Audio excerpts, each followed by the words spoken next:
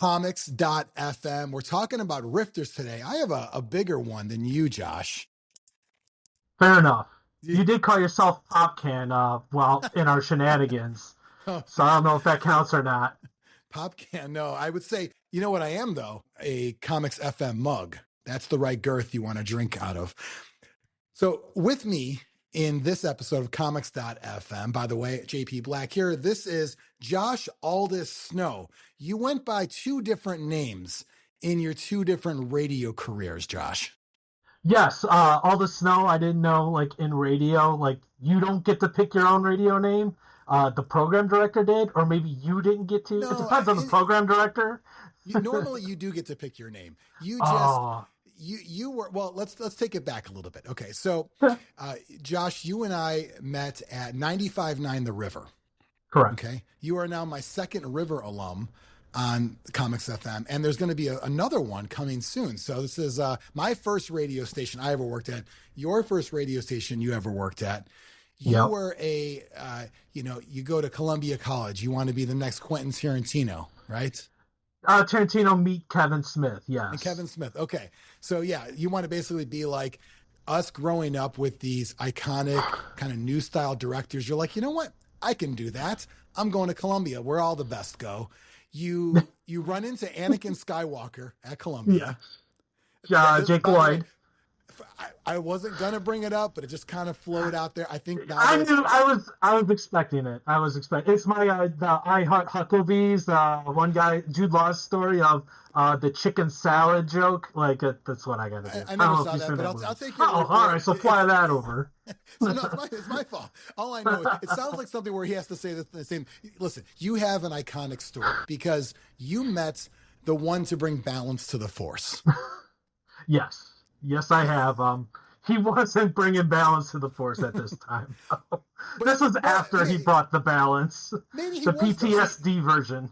Yeah, so you run into Jake Lloyd, who played the young Anakin Skywalker at Columbia Yes. College, and this was probably late 2000s, right? Yeah, so I was at Columbia College 2005 to 2009. This had to have been '07 or '08. Okay, so at this point, he's doing conventions, making a couple of bucks because he was an Anakin, not like the one that later became, but he was Anakin. So he's going to do conventions, kind of like the Boba Fett as a kid from the episode 2, right? Absolutely. Daniel, As we all would. Yeah, Daniel Logan. Why do I know that? Okay, and you run into him in one of your classes. And yeah, so he was in Columbia wanting to learn some behind the scenes stuff, I guess, on that. So sorry, I didn't mean to interrupt you, but you get to drink through your girthy mug. So no, you want me to go? I knew this is why I was invited. Like you could have done a clip show, but you're like, let me get Josh Aldis instead. I'm the one guy up over a clip show, so I appreciate hold on. We're going to talk about this awesome time travel book that is hilarious. It is awesome, but it's part of your origin story. It's part of sort of when I introduce you to people. It's part of your bio at this point. So it should be on your resume, honestly. Yeah, you know what? I probably should add that on there in the not too distant future. You say, "Hey, you're Jake Lloyd, right?" Yeah. Well, okay. It's a stadium seating theater size class, so this is why I never seen them before in this class. It was like aesthetics to film. It's like like probably 50 people. I'm usually on time, kind of sucking up on the in the front of the class. Sure, so I'm running late. And then as I run late, I don't want this echo chamber of the doors, shutting while I'm late. Everyone turning their heads looking at me. So I quietly, pulled the door closed and I just found a seat or whatever. Racing to get my stuff. I look over and I saw Jake Lloyd, Anakin Skywalker. I'm like, oh, this is cool. Holy shit. I changed back. And I wish I could say I handled this well. Because at this time I'm 21, 22. Yeah. And I did not handle it well at all. And I wasn't trying to be an ass. Right. Just so I could swear on your show, right? Yeah. Well, I mean, ass is like the easiest swear of all. I mean. All right. I don't know. I mean, you can say ass on the radio. I mean, Well, I don't know what the .fm allows or not. Sure. Good point. Yeah. I don't want you to say or. Okay. No. I'm gonna bleep those. Okay, guys. So who knows what you just said? You know. So anyways, I looked at him again, and I just can't stop staring. And like he knows he got caught by me. He's like, oh, Sure. Jesus Christ. Like one of them finally got to me. Like I'm surprised it took this long for someone to get to him. Well, because a typical Columbia student isn't a Star Wars nerd, typically, right? Typically not, or they hide it. Because or they grew out of it, maybe, you know. Or they grew out of it, or they just don't want to be like that. They're like, oh, you dropped George Lucas's name. Oh, my God. Right. Like, okay. Instead, they're like, actually, I found this Japanese film. Like, dude, get out of here, you know. Dude, that's every first day of class at Columbia. Name your favorite film. And it's like, you never heard of it. You never heard of it. It's a Kurosawa film. I had a film class in college, too. And it's like, there you go. Give me the good shit, you know? Exactly. So you got, be low-key and uber hipster sort of thing on this. So we had our first break 15 minutes ago, and I just, like, I'm hurtling the rows towards him, and I go, and he's looking at me, and he knows what's coming. And I just, again, not cool about this. I'm like, you're the one. And he's just like, what? I'm like, you're the one. You're Anakin Skywalker. He's like, Jake Lloyd. I was just like, yeah, Anakin. Yeah. I'm not even addressing his name or anything like that. He's like, yeah, just keep it down. I'm like, yeah, no, all cool and all that stuff. Yep. And then right away, I'm asking him questions like, how hot was it on Tatooine? He's like, it's a set, man. I don't know. But he's super annoyed and everything like that. So I want to tell the story a little bit quick for you because I know we got shit to do and all that stuff. So I'll get to the good part. So eventually he changed subjects on me, and he asks if I'm cool. And keep this in mind, this is 07, 08, so you use lingo like that, kids. I don't know your number. Just to put it out, you use lingo like that to indicate, do you get high, right? Correct. Okay. Yes, correct. I don't know your demographic on this show. I watch it. I have 7 listeners, and two of them are here, so which is 28%. I'm a nerd like that, whatever. Okay, all right. So if someone stumbles on, we know what we're talking about then. I'm kidding, Ben. I love you. Yeah. So he asked if I was cool, and I was like, I don't know. Do you think I'm cool? Because if Anakin Skywalker thinks I'm cool, Jake Lloyd, right? If Jake Lloyd thinks I'm cool, I'm fucking cool, man. And he's just like, no, like, do you smoke weed? I was like, oh, obviously I didn't. The only one in film school that didn't at the time, I guess. And I was just like, hipster of you to not smoke weed in film school. You would think, yeah. He's like, yeah, never mind, don't worry about it. I'm like, okay, well, say if I am cool, like what would be the next thing you would say? He's like, well, you're not cool. I was like, ouch, Anakin, Jake Lloyd, that hurts. It's just like, I'm like, look, I'd be interested still. He's like, really? I'm like, yeah, it would be really cool to say I bought weed from Anakin Skywalker, Jake Lloyd. That's where it all goes wrong, Yeah, and he was just like, I don't want you advertising that, obviously. This would be like, years down the road, what's that joint on my coffee table? Sure. I mean, here's this cool story. Yeah, if I'm ever on a comics.fm show in, say, 18 years from now, I might bring it up. But like that's I would have it on my ear in like a plastic bag, well preserved, everything like that. Jake Lloyd gave this to me, like from the freezer, like old ground beef you would do. Right. We know, we know how many midichlorians are inside the weed as well. Exactly. So he was just like, nah, forget about it, drop it. I was like, fuck, I messed this up. So I didn't leave him alone. He's still there, and I'm still kind of thinking like, I really want this weed now. There's an ATM down there. I could see what I could do. So I go, to bring it back up, I just lean into him. I'm like, do you call it Star Wars names? And he's like, what do you mean? I was just like, your weed, do you give it like Star Wars lingo? Yeah. He's like, I don't follow. I'm like, well, okay, say like you have bad stuff. Do you call it bantha fodder? Yeah, right. That makes sense. Yeah, right. And your good stuff would be like, I don't know, like Alderaan Green, because in your time in Star Wars, Alderaan blew up, but you don't know it yet, but it's coming because you're the prequels, but you weren't born during that time. Like, I went off on a tangent, but that's rarity, so that would be the good stuff. And he was just not having it. He's like, why the f*** would I ever call it that? And I was like, because you're Anakin Skywalker. He's like, Jake Lloyd. I'm like, right. So before this all ends, he's like, I'm going to go to the bathroom. And I'm excited because before he even finishes it, I'm like, he's going to invite me to the bathroom. And I'll do anything. This is the move. I get to hang out with Anakin Skywalker in a bathroom. Hey, it's college. It's experimenting. This is the time. I fucked up the joint. You're going to buy weed from him for the first time. It's college. I messed that up. Yeah, you're already waiting to tell your dad about this new relationship. I get it, Fine. Yeah. What's the next thing I could smoke at this point? So, like, I was ready for the invite.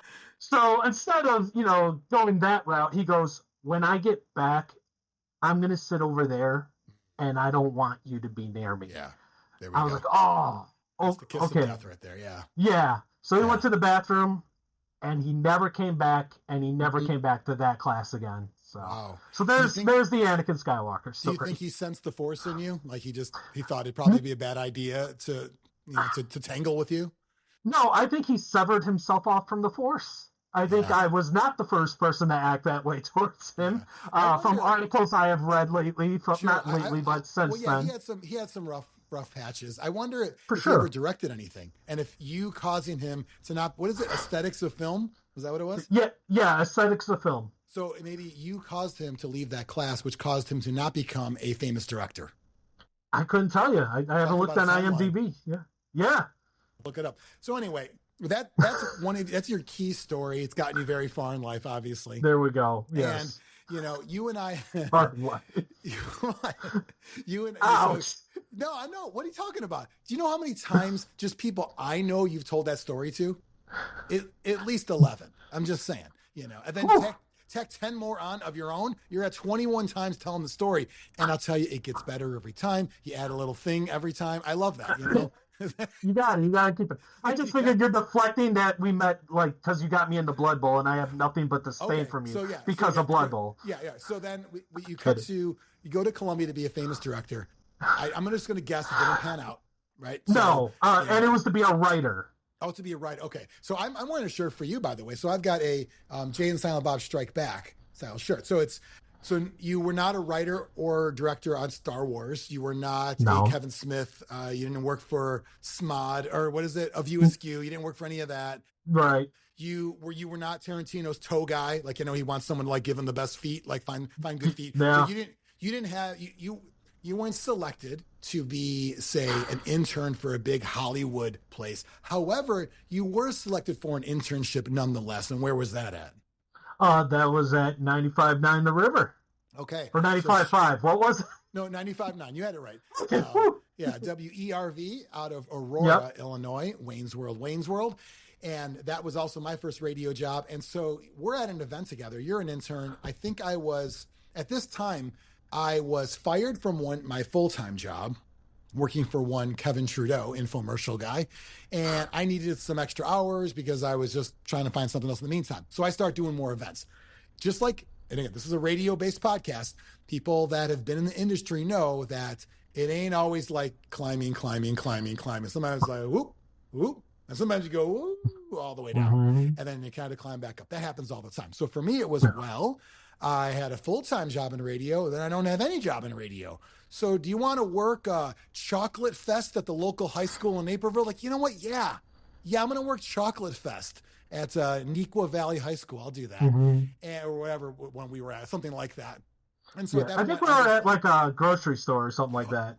We were probably at, was it like Prisco's Fine Foods or something like that? Yeah, it was not one that I was ever familiar with. No, it was and it was probably one of those things where they were giving away stuff for Christmas, charity, something or other. Yeah. And we were handing out bags and that kind of thing. So anyway. Yeah, exactly.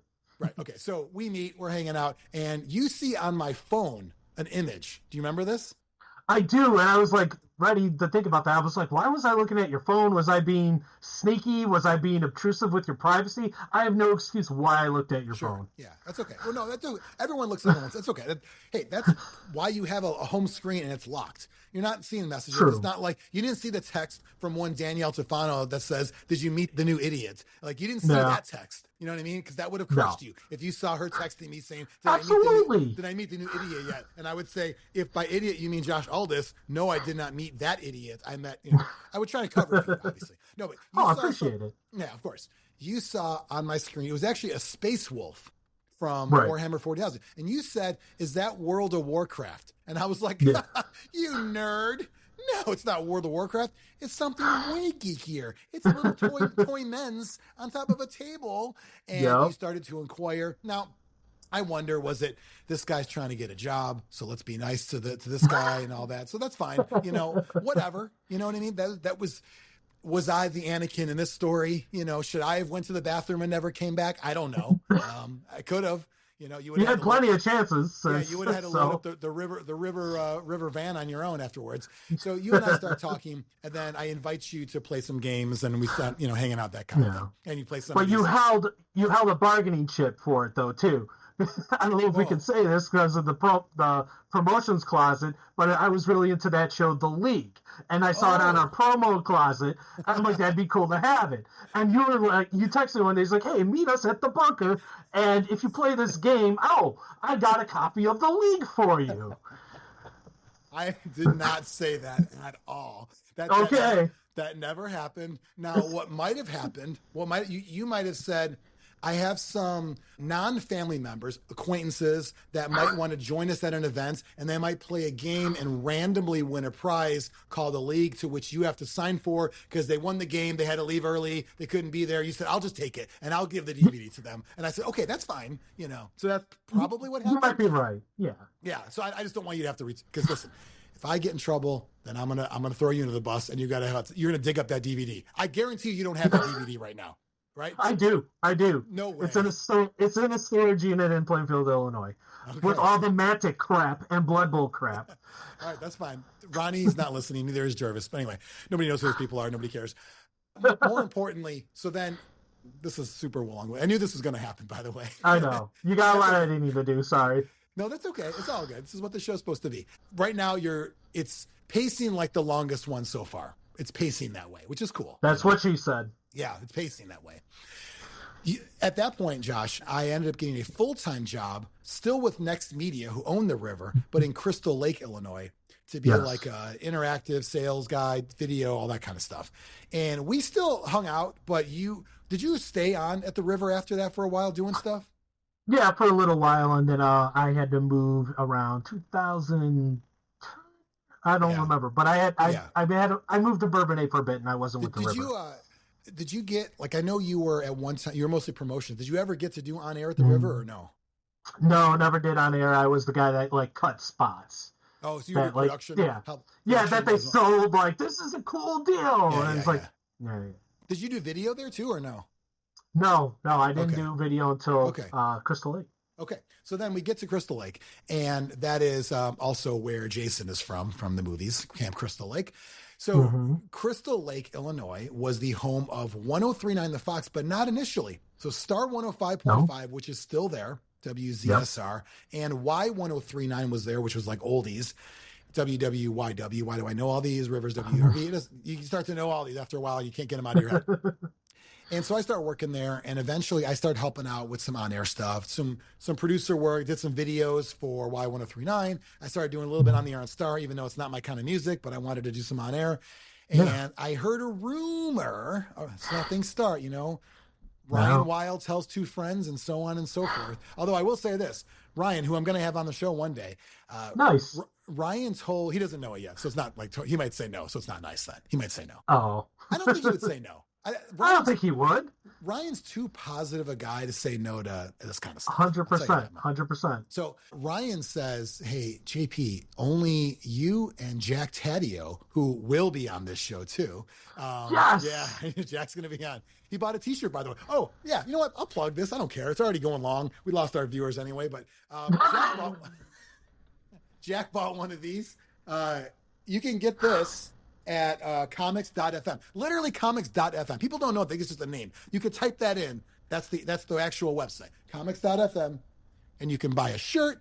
You can buy a mug. You can buy a sticker, all of that. So anyway, Jack knows because he's the general manager. Ryan knows he's the promotion or the program director. And he tells me because I'm going to do afternoons and that we have to keep it a secret. Can't talk about it at all. So it's really hard. When you flip a station to a brand new format, it wasn't a huge flip. It went from oldies to classic rock, but it's still like a branding flip. So it was a big deal. At that time, I look back, I found an old email I sent you the other day. I was trying to get you in pre-Fox launch. this is coming. Let's get this guy in. And of course, Ryan's like, well, what does he bring to the table besides allegedly meeting Anakin Skywalker? I mentioned that, you were in a band, so you've got some of that audio, audio production kind of side. You can help with video, because I knew all your work with video, all of that. So we were trying to get you in. It was very hard, though. When you launch a brand new station, I mean, part of and I'm a realist. I don't bullshit myself. I live in the real world. I know part of how I got the afternoon gig was not because I'm the best choice for afternoons. There's plenty of people that were Chicago radio legends that could have done that job, or people locally. I know I got the job because I'm okay, and I already work there. So it's, you want a little extra? Yeah, a little extra, because and why would I say no, right? The other thing was, at the same time, I believe the company was scaling back their digital division. So I was supposed to get like bonuses if they sell a certain amount of digital, and that wasn't happening. So I was like, you know what? Perfect timing. I'm going to be making less from this other part of the job. Let's add this on. So I knew for me it was a dream come true to be able to be on afternoon full time instead of being just a weekend guy. So I'm like, okay, eventually we're going to get you in. I believe, did me, you, and Ryan have like a Portillo's meeting? Yeah, I couldn't be anywhere near the station because it wasn't flipped yet. So we had to meet off-wise, off-site. Yeah, like it's funny that like in this is like, like a mobster meetup, except it's Portillo's, and we're like, this is Josh. Like let's see how if he gets his beef dipped or not, because we got to see what kind of a man we're dealing with here. You know what I mean? Dude, and that came across my mind. I'm like, what do I order? Am I going to be talking a lot? I got to sell myself. Are they going to be like? Still to this day, I never had an Italian beef from Portillo's. So what do you mean since then? No, I didn't have one then either. I had hot dogs that day. You've never eaten Italian beef? Never eaten Italian beef from Portillo's. Bona, but not Portillo's. Are you serious? Dude, I'm serious.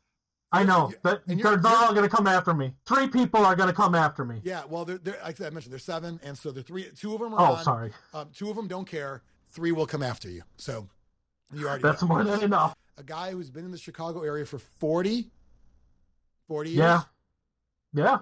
What do you have to be proud of that? 40? I had to think about it. I was like, Chicagoland. I'm like, holy shit, I never left Chicagoland. So you lived on Earth for 40 years and Chicagoland for 40 years, both. Yeah. And you've never had an Italian beef?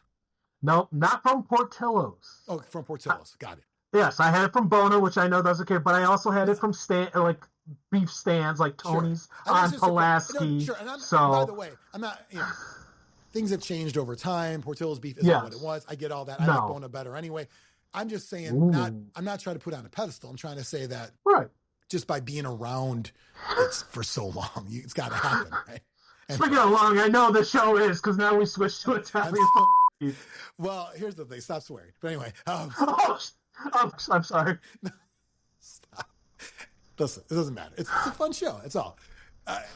Point being that we had this meeting. We wanted to get you in. And we ended up getting a job on the Fox. What was your initial job on the Fox? It was promotions assistant. And then I get 10 extra hours for video editing. Yeah. So video editing, promotions, and then eventually the talk about a local band show comes up. Right? Yes. Were you excited about that? I was. First, Ryan Wild, who will be your future guest. I hope so. He first started it and took me on as a producer. And I knew that was a big step. You reminded me that was a big step. Like, you're going to learn a lot. And when Ryan's sick or when Ryan's on vacation, who's going to handle it? You. So I was really excited about it. I believe in local music. I hate, going to a festival and listening to 17 Journey covers. Sure. And just being a local music guy, I was like, this is great. I love that we're doing this for the Fox. Sunday nights when no one's listening and Game of Thrones is on, I don't care. So I'll tell you what, do you remember, I'm pretty sure I taught you this, but Jack would have taught it to me, and I've used this forever since then, but why does it not matter that a show like that's on Sunday night? Do you remember what I said about this or no? Yeah, we had it podcasted as well. Yeah. So it's It's going to live forever. It probably still does somewhere. I know the videos are out there. Yeah, YouTube videos are out there. So it's the podcast, but also all the promos on the radio that are airing all the time. So here's the way you think about it. And this is just kind of like a radio, I don't know. I don't want to call it inside radio, but like radio lesson is when you have special features. like stuff on the weekends. We got Alice Cooper doing a show. We're doing a local band show. We're doing, ska punk Thursdays at midnight, whatever. Hell It's like, yeah. none of that really matters when it's on because you get the cool points for talking about it when people are listening. So, Yes. and at 8 in the morning, people are driving to work and they hear Aldis has I Scintilla on the Garage this Sunday night. Oh my God, really cool. We do a local band show. You ever heard it? Nah, I'm usually at home watching Game of Thrones. Doesn't matter. Cool points. Achievement unlocked. Because all that matters is that we did it. And that's the same thing, station I was working at recently, they had a vinyl show on Saturday nights. It doesn't matter if people are listening. It matters that people know we do it. Because if they get sent a ratings diary or a meter to wear, they have to know we're doing cool stuff that makes them feel more engaged. So you doing that, I wanted you to always remember how important that was. We talked about this on the James Van Osdale episode about why it's important to own something. And James wanted to move away from being the local guy. And someone convinced him to say, no, this is your thing. You had a similar sort of thought of, listen, I want like a regular show, right? You did like a weekend show for a while. And me and Ryan and even Jack were like telling you, like, actually the local band thing is a bigger deal. And it's hard to see it because you know what goes into it. And you're like, well, it's Sunday night. And you're like, no. That's a feature. Like, that's a thing. Everything else, this is going to sound insulting to some people, but everything else is just a shift on the radio, right? I don't really have a show. I don't have a show. Even right now at KKF, I don't have a show. I have an air shift. Why? There's nothing I do differently than the guy that comes after me. We both play the same Led Zeppelin song. We both talk about the same kind of stuff. Local, lifestyle, blah, blah, blah. We might have a couple of giveaways, but essentially it's a shift around the music. A morning show is a show. When you have bits and guests and all these things. You had a show because you were the producer. And then at what point did you turn into the host? When Ryan left for Omaha. I forgot what radio station that was, but he said, here you go. You are ready for this. I got Jack's backing on it, and that was awesome. I got a little bump for, because it takes extra work. So it was a lot of work, actually. It was a lot of work, more than the bump, but whatever. I was excited at the time. You don't think of that in radio. So it's a cool thing. And then I had a good in with the bands because even while Ryan was the host and I was just a producer, I was going to the band shows. You were the one going, yep. Yeah, and nothing against Ryan. Ryan has kids. Ryan has a wife. Ryan has a house to take care of. I'm Josh, single guy from Plainfield, going to and from Crystal Lake all the time. Yeah. You got a chance I'll go to a show. Yeah, you got a chance to go see, I can't think of any of the names right now, but, some of these bands, you're going to see, not Evanescence. It was something that sounded like that. Ignescence, Phosphine. That was the one. There's. Yeah. And they all had female singers, too, that were very talented. Well, clearly, to your benefit, you try to hit on all of them, which that's what you're supposed to do. All right. That's what you're supposed to do. You're scheduled to have only one song on the Garage this week. We can make it two. They're like, how do you make it two? That's not at all how that goes. Complete gentlemen. Even to the interns, don't start this bullshit, JP. No, and then she said, are you cool? And you're like, yeah. And she's like, no, you're not. No, I'm not. So the reason why we talked for 30 minutes about, they'll do that. Well, I do the claps. The reason why we talked for 30 minutes is because you and I time traveled. You and I just took a trip back just now. And we absolutely did. And that's the segue into Rifters here. So perfect. This comic book, it's pretty great. I got it. I did a little short video when I first got it in a mystery pack. A lot of times I go to a store and I'll buy it's like $5 and they give you like 10 comics. And if I find one or two that seem cool in there that I look into, it's a win. If I find one, that's a win. And this one was in there and it was the first issue, the one that you have right now. And I saw that it was written by Brian Posehn, who is a hilarious comedian. He's been on Mr. Show. He's one of those guys where if you look him up and you're like, oh, I know that guy. He's from everything, Okay. And Joe Troman. So two of them writing partners, and I'm like, this is going to be funny. I knew it was going to be funny right off the bat. And basically the story of Rifters is pretty simple concept. You've heard time travel stories before. Okay. It's a trope that has been in movies, TV, comics, everything before. Back to the Future, the most well-known one. What does Biff do in Back to the Future 2 that makes him a jerk, Josh? Right. Yeah, he goes back in time with the sports almanac and bets on everything that is won. So he takes advantage. We have time travel. Mm-hmm. Oh, cool. Let's go back in time and use it to our advantage. So Yeah. the Rifters are basically time cops. Their job Mm-hmm. is to stop people from going back in time, either just to mess stuff up, like drawing a penis on Abe Lincoln's forehead, which they did. Something I think you would do. Well, yeah. Not on Abe Lincoln, but on a dry erase board he might have owned. I would. I wouldn't roofie Abe Lincoln like they did. He was roofied. Yeah. I would try to best him in like a bout. He would win, but eventually I would wear him down. If I get access to a time machine, why would I not? So in this book, these people have this technology. So there is a guy here, a very Mark Zuckerberg type guy here. Exactly. Yep. Show this. There he is. He's like, hey, I'm Simon. Simon says we all get time travel. And that's kind of what happens. So instead of Apple, they have Pear. Instead of Sony, they have like, Sorny. Sunny. Yeah. Two N's. Yeah. So the idea is, what would we do if we can go back in time? Would we go back to a real Jurassic Park? Well, how do you think that's going to end? T-Rex is going to bite your head off. That's what's going to happen. Even the modern ones in fiction, they don't work out. That's right. So yeah, the basis of this is if we're in like the 2060s, I believe is kind of the time frame. It jumps back around and it tells you where it's at, thankfully. Side note, pet peeve for me, whenever books jump around in time and they don't tell you what time they're in, I get that I'm supposed to know and use the context, but why should I have to? Just put the freaking date there. That's all I'm saying. Anyway, I want to know. So it's going to tell you what date they're in right now. They go back because people are using this and abusing it right now. So essentially, if people are messing up the continuum, you got to have cops go and fix everything. And that's kind of why I chose this book for you, Josh. You've got a hit shirt on right now. You wrote a web series about, not buddy cop, but buddy hitmen. And to me, this kind of fell in the same style. Jules and Vincent, Pulp Fiction. I mean, did you get a feeling about like why I picked this one for you? It was kind of like that style.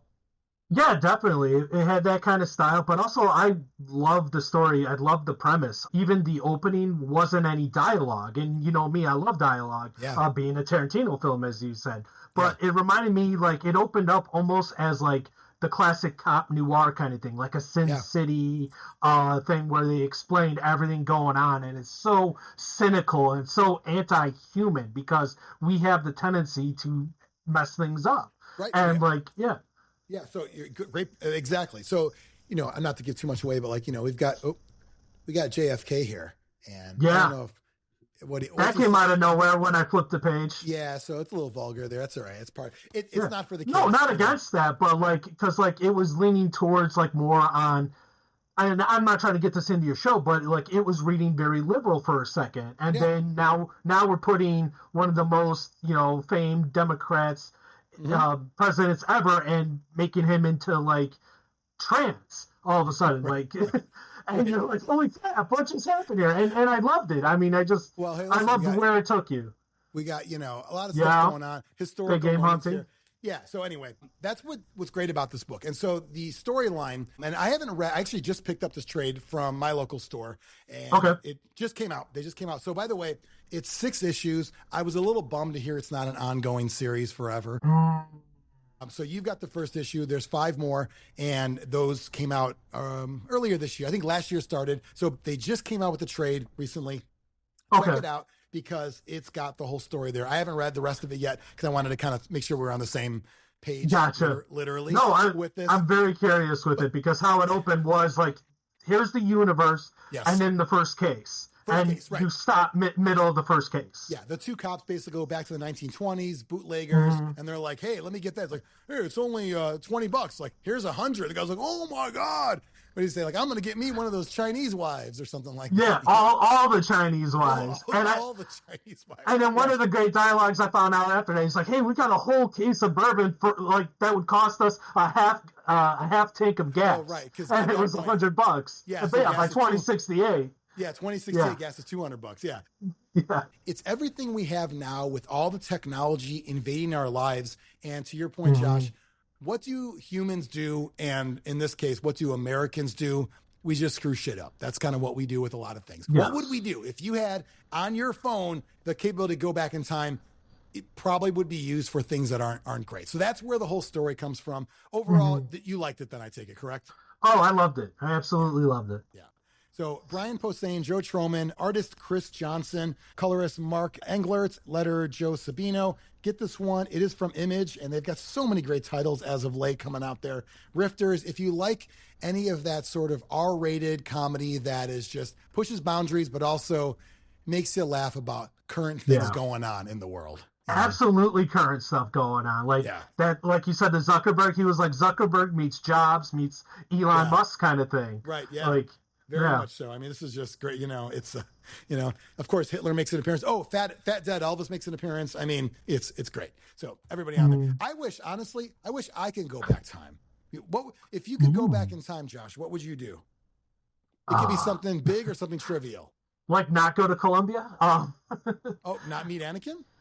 No. But then I wouldn't have met you. Something trivial? I don't know, man. Like, I like some of the stuff that they said, like meeting, like seeing like certain things getting built. Like I love like history. Like it sounds weird, but like I wouldn't mind witnessing wars, not like messing them up or anything like that. Trying to stay out of it because you want to be a fly on the wall without ruining something, you know? Yeah. I guess it would be like medieval, like Viking times or something like that. Maybe see like if there was a real King Arthur and what he'd be like or something like that. I think it would be cool. Like I've always heard. In a previous episode, I talked to Ryan Kaufman about the book Department of Truth. Great comic, by the way. A lot of awesome conspiracy talk in there. And, you know, later on in the book, they talk about, like, I forget the actual time, but maybe like 600 AD, where they just basically lost like 300 years. Like, well, imagine one day, like back in the day, going, hey, remember how I told you it's year 600? No, it's year 900. Tell everybody it's 900. It ain't 600. Like, what happened to those 300 years? We don't talk. There's nothing happened. I also wouldn't mind going back to when I'm a big fan of these Mike and Ike sours. Okay. Remember Sours, the candy? Sours were awesome. I worked at Blockbuster. That's a video store for the people that don't remember. They remember. There are demographics. I would always eat the Sours. The Sours are the best. They went away. Yeah. And then Mike and Ike Sours are okay. They're not Sours. They're not Sours. And they never will be. They're close. They are the closest thing we have to Sours for the ASMR folks out there. They're the closest thing we have to Sours, but they're not Sours. So, yeah. Rifters, check out this book. It is amazing. Do you have a favorite panel or scene in there? I cracked up at the panel when they said, like, someone didn't even make Star Wars, and it was like George Lucas made American Graffiti 17. Right, yeah. And then a guy with Star Wars tattoos, he's like, my baby Grover tattoo doesn't mean anything. I love that it wasn't even a Darth Vader or Luke tattoo. It was already like, no, it's a Grogu tattoo that he's mad that is now nullified, you know. Well, yeah, I love that one. My favorite one is pretty obvious, but Abe Lincoln, like I mentioned earlier. I mean, how do me with my history, with my origin story, how do I not pick that one? Rifters, great comic. Definitely check it out.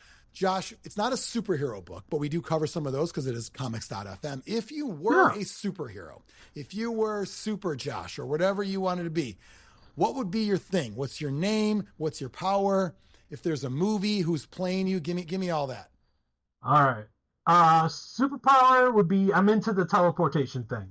Okay. I can't fight, but I'm lazy. So I would teleport, like I would abuse the hell out of this. Like I would take it to the mailbox right away or something like that. I would still abide by the rules. Like you could only teleport to where you see or where you've been sort of thing.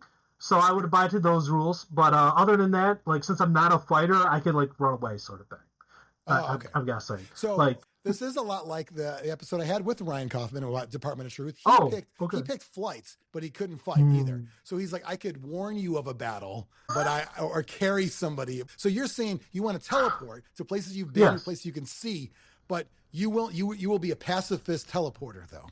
I mean, if I learn some stuff, I could do like a Nightcrawler thing, but like I played Blood Bowl and I still have that physique, so I'm not doing that anytime soon. But I mean, you can pretend that you can fight now. Pretend. I could once I get teleporting, I could like work on the core and all that stuff for sure. So I could still end up fighting and use agility and go all Nightcrawler on people. The Porter. The Porter. Porter. The Porter. Yeah. So the Porter would be the name, and you can teleport. And what you do during said teleporting, we don't know. And like you said, it might be you going to the mailbox or whatever, you being lazy. Yeah. Who's playing the Porter in the Hollywood film? So, like, I've been compared to a few actors. The best top one I've been compared to in my heyday would have been Chris Pine. Mm. I think that's because of the eyes, though. So Chris Pine plays you in The Porter. In a good way. Otherwise, it would be like that one guy with the glasses that's like in the Progressive commercials when they're like, "What is this?" He's like, "Scotch egg." That guy. I Okay. also been compared to. You mean Jamie from Progressive? That's not No, you. no. When it was like, when they're like, to avoid having your kids be like your parents' stuff. And there's a guy with a Oh, beard and oh, glasses. That's in like a lot of them. oh yeah. When it's like it's too quiet, he has to keep the say something to fill the gap in silence. The dad stuff. Yes. Okay, okay, Yeah, that yeah. stuff. Sorry. So So yeah, I've so been you compared to him as well. So yeah. that's I don't. probably him. I mean, let's go Chris Pine. Fine. Maybe Thank you. on his well, hold on, don't thank me yet. Chris Pine on his like downward, not spiral, but like the downward. He's like this Mickey Rourke era, like the Oh, later that's fine. Mickey Rourke wrestler era. He's like, okay, it's a comeback. Chris Pine is back, everybody, with this new movie called The Porter. Early reviews are coming off pretty horrible. However, he's really proud of it. He said he was doing the writer a favor. Yeah. That's kind of where it comes from. I like that. Josh, you have done so many things. If you're giving advice to somebody, if you're saying, hey, Mm. you're watching this, okay, you're looking at a guy like me, Josh Aldis Snow, and you're thinking, man, how do I pull off a career and a life like this dude? Would you say, here's what you got to do? You got to boom, boom, boom, boom. Or you say, you know what? Don't even bother. Go learn how to be a plumber and don't get involved with media, the arts and video and radio, all this other stuff. So would you have advice for somebody or would your advice be stay away? No, it wouldn't be stay away. I know I'm very cynical about it now, but I'm very grateful for what happened there. Like I met great people, like you said, Jack, Ryan, you, people from the river, like Danielle, you mentioned, Yeah. Katie Waldron, who now is kicking ass down Yeah. here as well. She's more famous than everybody. That's how it always is, by the way. It's the side characters become the main characters if you give them enough time. Yeah. So, but what I would recommend is if you're gonna go like hardcore, balls to the wall on it, you gotta be patient. You're Yeah. not gonna rise right away, and you gotta play the game. You also should have the means to be available, not just hourly, but geographically. Um, so like family, maybe put on the back burner, or if you have a family that works like remotely or something like that, and you don't mind moving your kids around, that's something you should really consider. Also, just have a good family support because you're not making a lot of money. I remember my first full time job in radio was 23,000 a year. Yeah. Yeah. But you make more with remotes and things like that, so you could elevate that to 35 or something like that. But at the time though, you get cool shirts. you get sure. But part of it is also you're doing something you love, and Yes. listeners of the radio think, man, you have the coolest job ever. And there's part of it. There's a little bit of the behind the curtain that you don't want to give up. You don't want to Right. tell them, hey man, it actually sucks, because that just it's almost like it ruins everything. What little clout or power we have in these kind of like broadcast roles, you don't want to ruin that for somebody else. You want someone to think we have the coolest job No. ever. Man, you get to go see all these bands. You can go backstage. You can just talk to them, do whatever. You can hit a button and talk on the radio to 100,000 people. And then it's be like, yeah, I get to do all that. It doesn't matter that it was 23,000 a year. Right. I'm eating ramen noodles every night. It doesn't For really sure. matter at that point, right? Yeah, there's great parts. One of the best summers of my life was working as a promotions coordinator for the Fox, Yeah. and we did everything. We had our own beer. Yeah. This was unfortunately post you, but nonetheless, yeah. I would say that's awesome. I mean, I wanted to be a part of it, but you Yeah. did so much more there after Ryan and I were gone. Like I watched Yeah, all the pictures, you know? and that's not an indictment. If anything, that's great because you guys like worked so hard to build a great foundation that Alex Quigley became the production no, Program director. Yeah. program director. Thank you. Yeah. And he was able just to carry that and take it to the next level. He was Yeah. able to bring in great talent as well. Like you were a great talent too. You're selling yourself short, but he brought in Eddie Volkman. He brought in Brian Sherman. He brought in Pat Capone. Yeah. And And it took Jim this- Lynam was there, and Yes. Oh, Sky Point to Jim Lineman, yeah. unfortunately. So but yeah. I remember when I left and I started to hear about all this, I came back I was doing weekends for a while, and I started talking to Jim. We talked about wrestling, and I didn't get to know him super well, unfortunately, before he passed. But I'm thinking like, okay, so that happened. And I remember helping to kind of bridge the gap to get Sherman in, even well before that. And then obviously at that point I was gone. But then I remember Eddie Volkman and Capone. I'm thinking, okay, so I definitely was the opening act, and I'm totally okay with that in the history books of the Fox. Yeah. That I was on day one. I helped to launch it, but the idea that Chicago market number 3 talents like those guys, not me, those guys came to that station. I was like thrilled. I thought it was the coolest thing ever to have a little station out in the cornfields, have all these top level people there.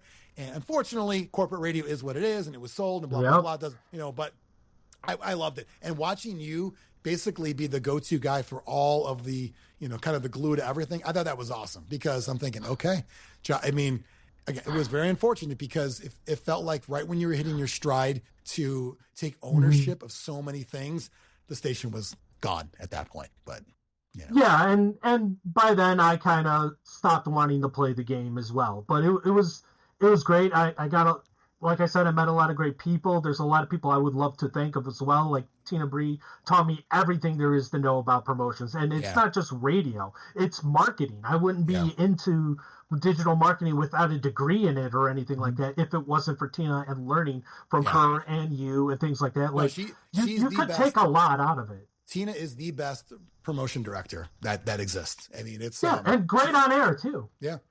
Yeah, so that, I mean, awesome to see. I love all that. I know that's, good advice too, because whether you're doing something in broadcast or you want to do your own thing, podcast, YouTube, web series, for example, whatever you want to do, really good points. Be patient. That's key. And have the support system in place. That's that's a big one. Be ready. Be ready for anything. Be available for anything. Because it's going to lead to something. You just got to have the patience as well. And at one point, I was sick of being the good soldier and not getting what I thought was mine. Yeah. We've all been there. And it happens. I was there too. In any creative field, it's like getting like you do Golden Gloves, judging and video like that. Yes. It's if you're boxing, eventually it takes its toll. The first body shot's not going to put me down, but over time it's going to wear you the F down. And eventually it's like, you know what? Time to move on. Is there something I did? No, there's nothing that happened today that made me want to leave. I took enough shots to the body, a couple to the head. I think I got to, go to the next match over here. And that happens in all of these creative broadcast careers, And it doesn't mean you quit the industry or anything. It's still media. Right. And we call them personalities for a reason. You're in radio for whether you're in promotions or not, you stayed long enough because of your personality. Correct. That could be a detriment. That could be a great thing. That could be depends on the day sort of thing as well. You're right. Good point. Personalities are everywhere. I would tell promotions people, even at my last job, you are the face of the station. Look, no, I'm not on the air.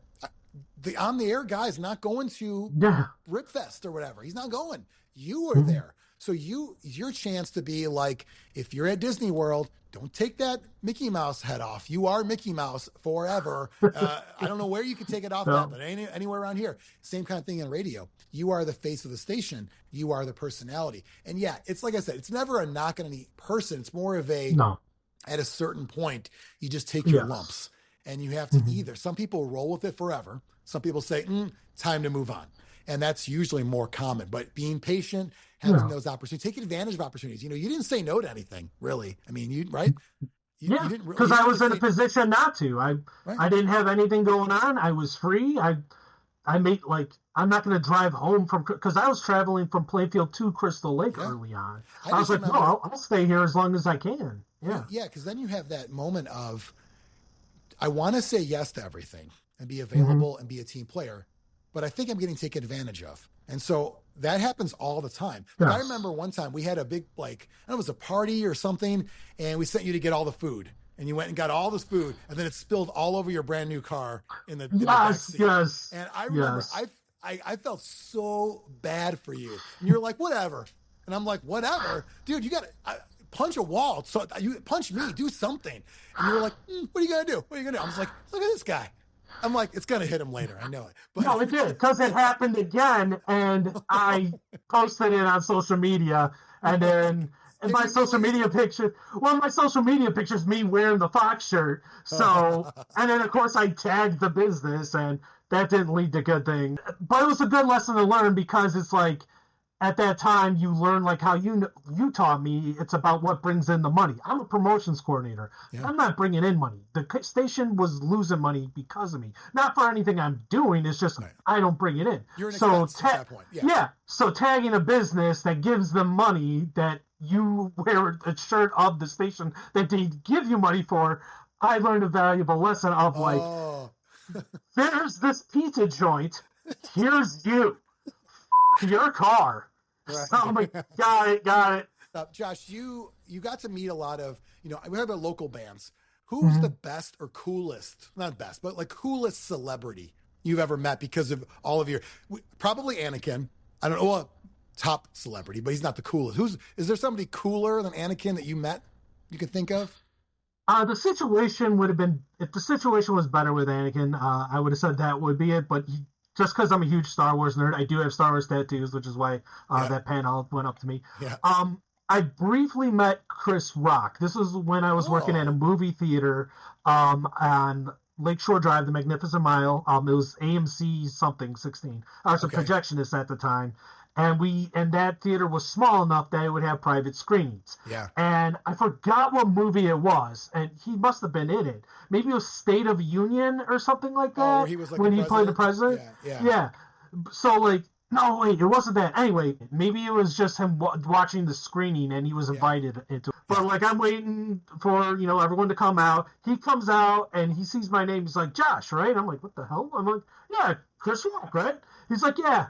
You gonna watch this movie? I'm like, yeah, I might. He's like, nah, it's all right. And walked away. And I count that as me and Chris Rock. I talked movies with Chris Rock. So did he ask if you were cool? No, he did not. But I would have known the answer. You would have said, what are we talking about here? And he's like, this is why they call me Rock. That's right. And you didn't slap him either, correct? No, did not slap him. Okay, no slap. But I mean, wow, yeah. No, maybe that would be the question to go back in time for. Go back to Chris Rock's time when I met him, and he's like, this movie's all right, big. Hey, in like 20 years, you're going to host the Oscars. Don't say anything about Will Smith's wife. Yeah. There. That's probably a safe bet. He was like, well, why? Now he's going to double down on it, though, actually. Or maybe. Here's a better one. Okay. Chris Rock, I'm going to advise you to bring The Rock out for a segment with you. Then do your best material about Will Smith and his family. Chris Rock and The Rock next to each other. Let's see what happens then. See? And that's how Rifters is going to come get you and not me. That's right. You got too far. I love it. You went too far. I went too far. The time cops will get you. Check out Rifters if you want an awesome time traveler story, but hilarious R-rated comedy. People who like the raunchy humor. That's what this is. Only 6 issues, so you can get the trade if you want, or the issues. Check your local comic store. Josh, at this point, anything you want to plug out there? Anything you got going on that you want to promote? Yeah, I mean, I'm wearing a shirt for a reason here. One day soon, not soon, I don't know. When Hits Season 2's coming out. Soon. But it will be out, and it's going to be amazing. I will look a lot younger because it's been 7 years since it's been produced and ready to be edited. Yeah. But JP, you're in it too. You look great. Thank you. You look better now than you did there. So I'm going to plug that. HitsTheSeries.com. It is a web series about hitmen. Think Seinfeld, but hitmen. Think Quentin Tarantino, and Kevin Smith write a hitman thing. Episodes are 10 minutes long, very raw. So be prepared for that. It was self-financed. Things were filmed in 3 weekends, so we didn't do it right. But, like people describe houses that the bones are there. JP, you know this. I don't talk well about myself, but it's got it where it counts. And it gets better as it goes on. The production does. So my honest take on it, the writing was great, but you got to remember producing something, the whole thing. It's a lot. You and Johnny did a lot, and it's like, how do you take your vision and make it happen? Because I know if it was me, everything would frustrate the shit out of me, right? Because I wrote it on paper like this. Why isn't it on screen like this? I'm here. I'm overseeing everything. It should be, but it's hard to connect the two visions. So I think you did a good job with that. And it did get better as time went on. So hopefully when season 2 is out there, hitstheseries.com on all the social medias, hits the series. You get Josh is in there, the writer and star. I'm in some episodes as well. There's a bunch of our friends are in this. And yeah, so definitely. You're on my nipple. Oh, nice. You're stand up a little bit. So we got. I don't want to because like I look thinner, but I'll do this. On? You have pants on? I do have pants on. I do have pants on. So yeah, so I'm over there yelling, and then there's Johnny and Jules and Josh and Billy right there. Jules, the only real actor. So yeah, who by the way, Jules has been in a bunch of things, and it's like yes. You guys are. I'm like, why were you in with us? Why did you do our stuff? The longer you wait, the more money she's gonna ask for later on. I know. She's gonna be like, I know. Oh, you're gonna release it now? Well, I need to get $20,000 up front now. But you're already in it. My price changed. Some of the names that we've mentioned, Katie's in it, and Katie's in it as well. Yeah, I feel so bad. You gave her a bloody nose in the movie, right? In the show, and a black eye, bloody nose. Yeah, all that stuff. Your dad's in it. My dad is in it. He's probably my second favorite character. You're actually my favorite character. I'm not sucking up because of the show. I just love. You did it how I written. So that's why I like it. I think I could have done better, but I appreciate that. I'm waiting for season 3. Season 2, I'm ready to act in season 3. I'm ready. Okay, well, we'll put you down. Season 2 needs to bring in money. And season 2 is great. Just needs to come out. So we got to yell at Johnny about it. So hopefully he becomes number 9 that watches this. Yes. And we put some pressure on him, I love it. Do you have a Comics FM mob yet? We got to get one going. Well, I mean, how many does it necessitate to get a mob? I've got 7 locked in, and I've got about 3 more that are like, maybe, I don't know, if I have time, I'll watch it. So I'm at about 10 fans right now. Okay. I think double that would be a mob. So yeah. Mad. So, well, I think we'll get there. Hitstheseries.com. Check it out. And of course, we are part of the prank on the Fox. Yes. Was Kevin Walters. Look that one up. Look up Kevin Walters, 1039 The Fox.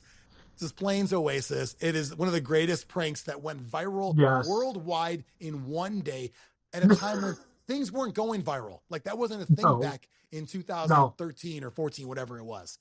That was that was a great prank we had there. So anyway, Josh, thanks for coming on. As always, awesome talking to you. Longest episode of Comics.fm.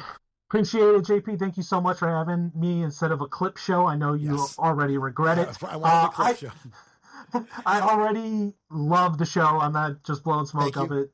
I like you. There's a glow in you. You're talking about what you love, and that's all that really matters. So I really appreciate it. And I am one of the 7, and you deserve 3 more than that. So thank you so much. Well, you know what? Of course, sir. Want to buy a shirt? Anybody? You can do I that. will.